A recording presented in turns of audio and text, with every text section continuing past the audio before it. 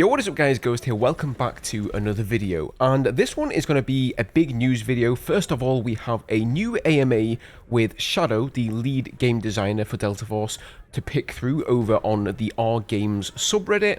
And he was asked a lot of interesting questions about SBMM, the console release, crossplay, the kernel level anti-cheat system that caused a big ruckus over on Steam, of course, and a lot more. And then after that, we actually have a new patch that was released for the game to go over as well. So grab yourself a drink, strap yourselves in, because it may turn out to be a bit of a long one. As always, if you do enjoy the content here on the channel, hit up that sub button so you don't miss out on any future Delta Force news and guides. Plenty of those coming up here in the future, as well as news on the next Battlefield game. So stay tuned for that, and as always guys, thank you so much for the support, because honestly, I wouldn't be here doing this without you, so cheers for that, appreciate it. So let's just kick things off with the AMA here. I'm not going to go and read every single question because there was quite a few, but I will be linking this down below if you guys want to go and check it out and read it all for yourself. But I wanted to highlight some of the most important ones that I think you will be interested in. So the first question here comes in from Stranger666, and he says, why was the campaign decided to be early 2000s gritty Black Hawk Down, but the multiplayer has a far different setting and tone-wise? Would there ever be a multiplayer mode implemented that uses the assets and weapons from the campaign and has a similar tone and setting as a normal soldier instead of augmented operators? We are working hard to preserve and expand the Delta Force franchise. The campaign, which is set in the 90s, is our love letter to classic Delta Force titles. We would also like to create something new for the Delta Force universe, hence the 2035 timeline set in the multiplayer part. I kind of understand their take on this. I mean, they want to bring the Delta Force series into the future. It has been quite a few years since the last Delta Force game released, but at the same time, they're going to release this campaign that's really going to hit those nostalgic vibes for anybody back then who played that game or maybe even watched the Ridley Scott movie. Next question here comes from Hero2091, and he says, will the eventual console release be crossplay and with PC too? Will there be options to make matchmaking console only? He says, thank you for asking. When it comes to crossplay between console and PC, we want to make sure that games are fair and fun for everyone. We will shed more light on the topic when it's closest to the game's console launch, but it will be handled similarly like other established titles in the genre. So what I can assume from that then is that you will be able to toggle crossplay on and off if you're playing on console or if you're playing on PC. That is generally the norm these days, I think.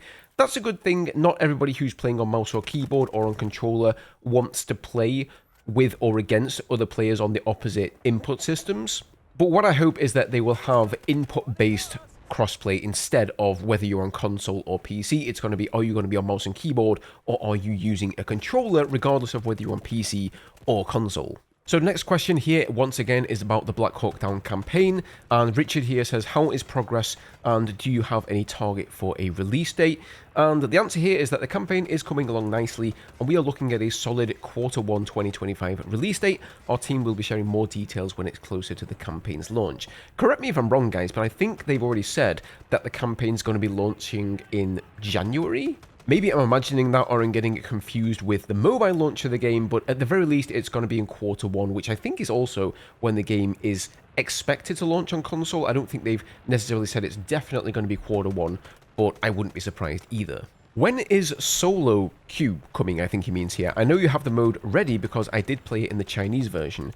And the answer here is that as this feature requires a high player base to function effectively, we are making a careful release plan for it. We might introduce it as a time-limited mode with the next patch. So what he's talking about here is solo queue for the extraction mode, and it seems their worry here is they need a high player base to be able to queue in enough players into that solo mode for it to actually work.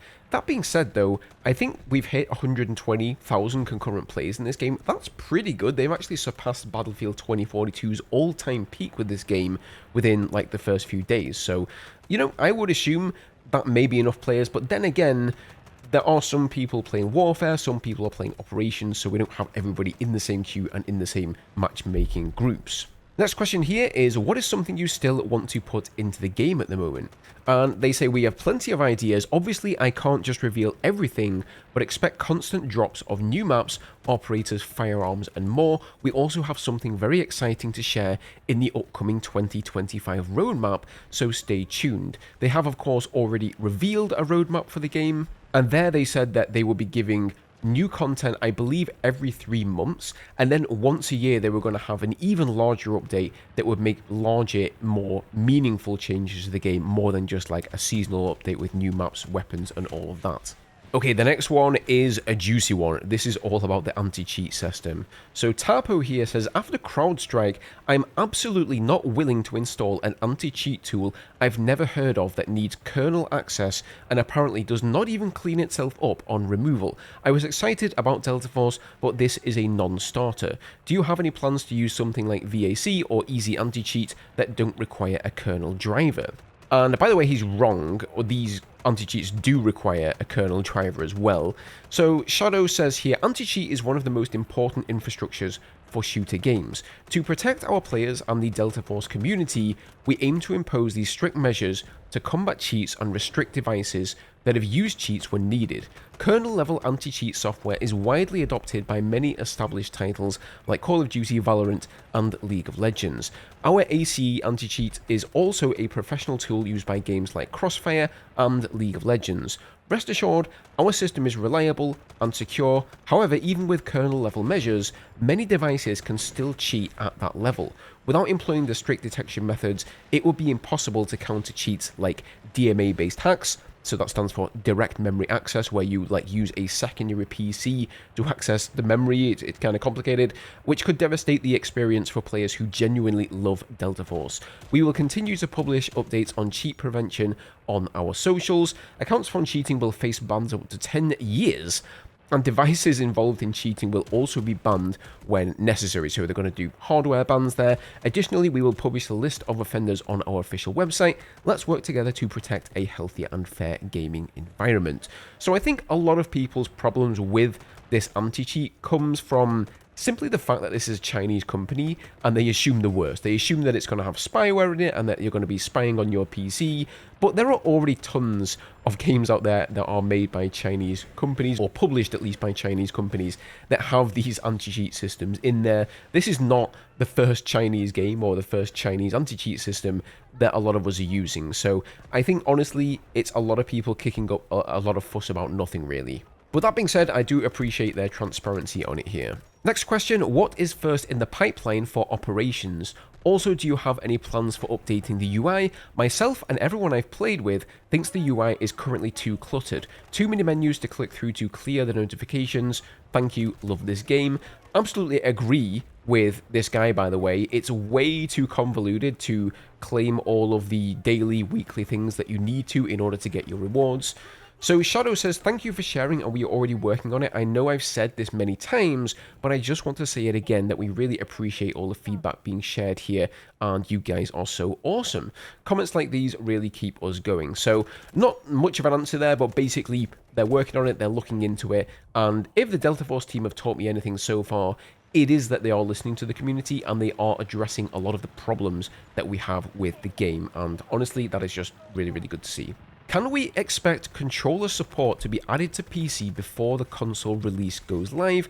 Lack of controller support is really the only reason I haven't dove into the game yet. It's coming, and it's coming very soon. We are looking at the first half of next year, so I think what they've said is it's going to come along with the console release, which I suppose makes sense.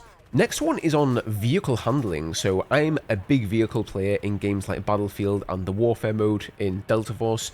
And I think we all know that vehicles haven't been great. So Long Possible 8926 says, just 2 questions. The helicopter in other games is easier to handle. In Delta Force, it is complicated. The same happens with the tanks. Too slow. Do you have any changes planned about that? Thanks. And he says, we are working on it, and we hope vehicle handling will meet your expectations in the next big patch. You can also try the AD drill mode to practice. So what he's talking about here, he says that in other games, vehicles are easier to handle. I wouldn't necessarily say that in Battlefield they are easier, they just respond to control better, and you can sort of make them do what you want, but they're far from being easy. I know what he's trying to say though here, it just doesn't really feel very responsive in Delta Force. They feel like they lose altitude way too quickly. I am planning to make a video about this, by the way, because there are a lot of problems with the vehicles right now, and also, like he mentioned, all of the ground vehicles feel way too slow. If you get caught out in the middle of fire from an enemy tank, it is just so difficult to get out of dodge if you compare it to a lot of the tanks from a game like Battlefield. As for using the AD drill mode to practice, this is the AI only mode. Unfortunately, you can't select the map that you spawn on, so depending on which map you spawn in on here, you're only going to have a certain number of vehicles available, and furthermore, you may find out that you're on the defending team instead of the attacking team, which means then you're probably only going to get like the AA and not the vehicle that you're looking to practice in, such as the Little Bird, the attack helicopter, or what have you. So I think they really need to make like a dedicated practice mode, the same way they have the firing range inside, which is fantastic. They need to do something similar for the vehicles. When will the mobile version be officially launched? So they say we're working on it and we've already launched pre-registration. Feel free to jump in so you'll be notified when it's live and become one of the earliest players on mobile. We will share more info when the timing is right. Stay tuned. So again, I think they've said that the mobile version is coming in January. How crossplay is going to work between mobile and console, PC, etc. I'm not sure. I don't think they've actually come out and said this yet, but I think we can just assume that it's going to be a completely separate pool of players. After all, there are going to be so many players on mobile, if not way more players on mobile than there's going to be on PC or console, probably all of those platforms combined, so it's not like they're going to have trouble finding people to play with. My main concern with games like Delta Force is immersion-breaking skins. Are there plans to introduce more outlandish skins such as brightly coloured neon designs, flaming effects, or crossover characters like what we've seen in Rainbow Six or COD with figures like Nicki Minaj? And Shadow says, thank God, we will stick to the realistic style with all materials based on realism. There will be no sci-fi elements or exaggerated special effects. So I appreciate that. I know that the current skins we have in the game aren't everybody's cup of tea. Some people would prefer to see things go in a even more realistic direction where, you know, maybe the only realistic skins you would have is something that's black for the nighttime, or some sort of camouflage. White if you're in the snow, green if you're in the jungle, you know, sandy coloured or brown if you're in a desert, for example. Even for me, I find those to be quite boring. I don't see how they're going to sell those skins, and it is, after all, a free-to-play game. They have to find some way to monetize it and to create skins, and it looks to me like they've gone for the Counter-Strike route. Obviously, we've got these mandel bricks in the game that you can get both through Operations and Warfare. You also get keys that you can use to unlock them, and that's very similar to the boxes that you get in Counter-Strike. You have a chance to get some rare skins out of that, and honestly, a lot of the rarer skins that they have in the game do look pretty damn cool to me. I don't really have that much of an issue with them, but let me know down below, what sort of skins would you like to see? Are you okay with the way it is at the moment? Would you prefer to see something a little bit more reined in and authentic, or maybe even a little bit outlandish and crazy? Okay, another big question here. Most players are tired of skill-based matchmaking. Is there no possibility of removing it from the game? And by the way, I've noticed in this thread that anybody who asked a question about skill-based matchmaking and its possibility of removal got downvoted to hell and back, including my own question. So it apparently seems that most people want skill-based matchmaking in the game, but this is what Shadow had to say about it. So he says, first and foremost, we want to clarify that in order to protect the experience of new players, we've made a simple distinction between new and experienced players. All experienced players are placed into a large matchmaking pool, and there is no crazy SBMM in place that makes sure everyone is at a 50% win rate. We are doing so because it's important to, first of all, protecting the experience of every new player. We don't want new players to be overwhelmed when they first get into the game, and we want to give them some time to learn. 2, ensuring global matchmaking efficiency. We aim to get players into matches as quickly as possible, and we have not implemented a 50% win rate SBMM. And then 3, ensuring that all players are not subjected to the pressures of SBMM. We refuse to create high-pressure games for top-tier players or force a 50% win rate balance.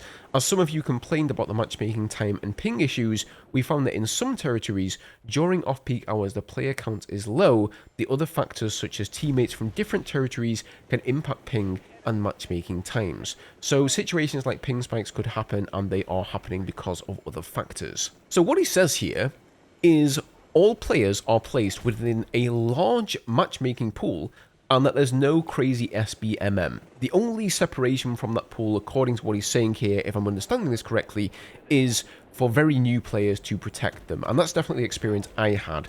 I played a couple of games and honestly just kind of stomped everybody because I'm a fairly experienced Battlefield player and most of the people I was playing with and against were not. But then the SBMM started to kick in for me, and I do not feel like it is just one big group of players. And I have to say, I feel as though we're not being told the entire truth here.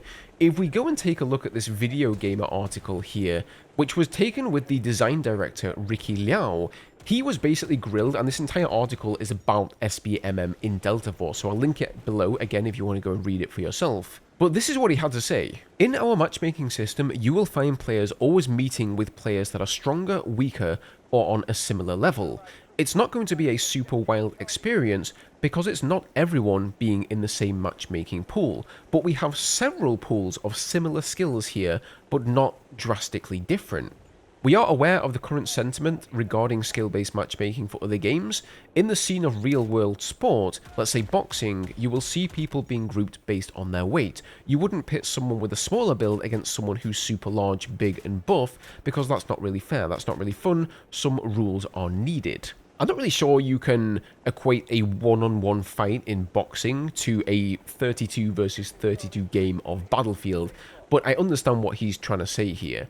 I don't think team balancing is a bad thing. That's always what I wanted in games like Battlefield and now Warfare and Delta Force, is to have team balancing. So you throw 64 random players together, you figure out the skill of the players, right? And then you separate the players based on skill between the two separate teams, so you don't end up with a landslide for one team or the other, and there is an equal amount of cracked players, mediocre players, and bad players on either team, so you get all those different kinds of experiences. However, what Shadow said in the Reddit post is that everybody's just thrown into the same matchmaking pool, unless you're that beginning player. But what Ricky says in this article is that there are several pools for the matchmaking system, so it's kind of confusing there. I'm not really sure which one it is.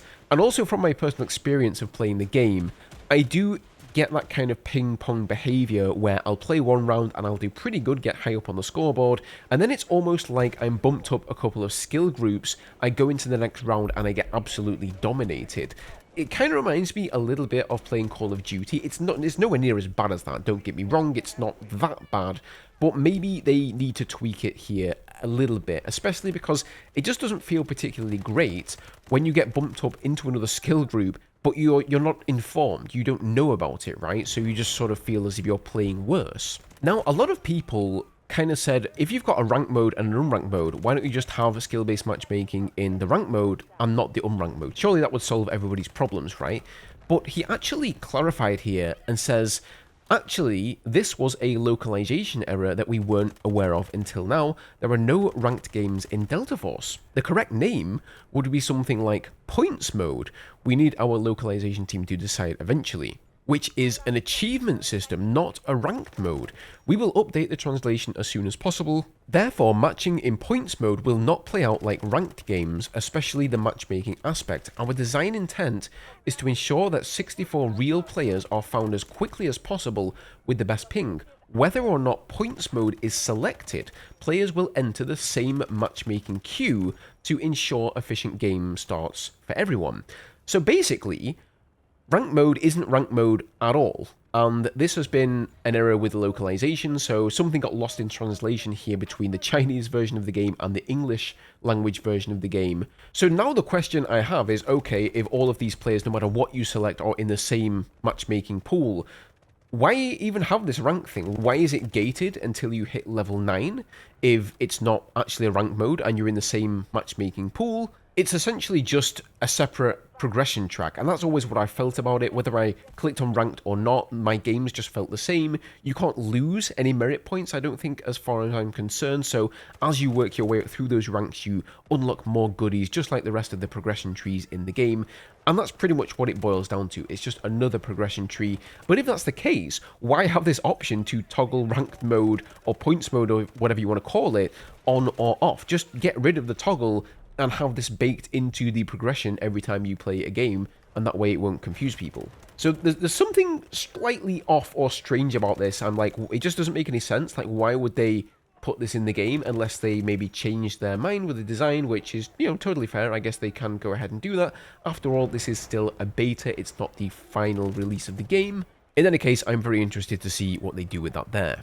And last but not least here, guys, we have a brand new patch to go over. I told you this was going to be a long one. So next week, there is going to be a bunch of new progression coming in. Once again, I'm going to link the patch notes, the full patch notes down for you guys below, because I don't want to read all of this stuff for you. But just like you've experienced over the past week, there's going to be the same amount of progression this week as well. So you're going to get all of those tactical armament giveaways that you use to get the weapon crates. You're going to get some new dailies, all of that stuff, of course. There's going to be some new skins. There's going to be new bundles in the store. So I definitely recommend logging in next week if you're taking a bit of a break. Some people may be taking a break as well, because one strange decision they've made with the game is they've actually gated the amount of Battle Pass XP you can get per week. I think it's around 25 Battle Pass tiers, which is a very strange decision. It doesn't surprise me that much coming from a developer who's only made mobile games up until now, because that's literally like the mobile bread and butter, right? You gate everything behind time commitments, or you can pay your way to skip, which you can definitely do with a Battle Pass. You can pay for tiers to skip tiers. But for a PC game like this, even though it is free to play, that's just like a really weird thing. When I've paid for a Battle Pass, I want to be able to progress it at whatever pace I want. If I want to blast my way through it in 1 or 2 weeks, I think I should be able to do that. And on the other hand, if I can't play for a week, then the next week I should be able to catch up to everybody else. I mean, that's going to suck, right? What if you go on holiday for a week and you miss out on those 25 tiers of progression? Anywho, here are the balance adjustments for the patch. It's not a huge patch here, so trench lines, that is the map with all of the trenches there around it, they've expanded the capture areas for objectives A, D1 and D2 within the trench lines there. So that means you don't have to be like as directly on the objective here. There's going to be a few more places that you can hide in the corner, I suppose, and actually get that cap off. They've adjusted the deployment rules for the attackers, wheeled tank destroyers and the assault vehicles at objective A in trench lines.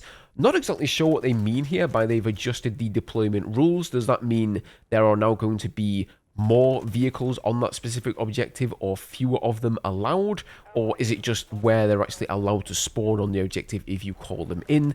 Not 100% sure there. And then finally here, they have reduced Viron's magnetic bomb damage to the FSV wheeled tank destroyer from 67.5 down to 45. So you can no longer two-shot these vehicles with the magnetic bomb anymore. It's going to take 3. Well, you'll do 90 damage with 2, so pretty good, but you won't quite be able to take it out. And then there is a bunch of bug fixes and optimizations here. I will put it on the screen, so if you want to pause it and read these for yourself, feel free. And that is about going to do it for this video, guys. I know it's a long one, so if you stuck around till the end, thank you so much for watching. Let me know down in the comments if you did, and let me know what you thought of all of these changes. Let me know what you thought about Shadow's answers here. Is he giving answers that please you guys? Is this what you want to see from Delta Force going forward? And if you have any problems with the game as well and things that you would like to see changed, let me know that too. Otherwise, thank you for watching, subscribe for more, and I'll see you all in the next video.